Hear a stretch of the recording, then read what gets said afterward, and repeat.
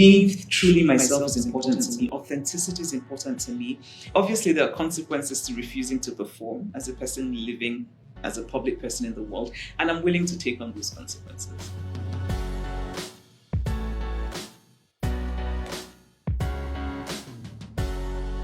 Grieving is such a strange thing, and death itself is so final and so fundamentally unknowable that it feels like trying to make your way through this very dark, deep hole.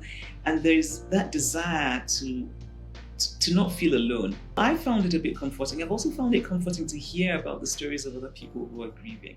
We now live in a world where there's just so much quickness to think the worst of someone and to put the worst possible spin on what somebody has said. And his moral judgments then stick. And the next thing is that person needs to lose their job, that person needs to be, fired from everything. And I cannot help but think, where is this going to end? But I think the one thing that really tipped me over, and in some ways even made me write that essay, was having my nephew call me and tell me that there were people on social media saying that my parents had died and that it was good for me and it was punishment because I had refused to say trans women are women. And that really I just found that I just found it so inhumane. Obviously, a lot of this came from your comments in 2017 from an interview where you talked about your feelings that trans women are trans women. It's several years on. Does this still reflect your views today? Yes. I mean, I've never understood. And so even being asked this question, why am I being asked this question? In other words, what is it about trans women and trans women that is offensive? There is a sense that by talking about trans women being trans women, they're being excluded from womanhood and being othered.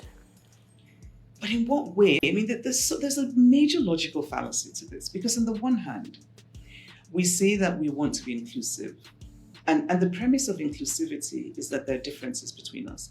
Why then are we so unwilling to acknowledge those differences? So I'm, of course, deeply, and I have always been, in fact, deeply supportive of difference in general.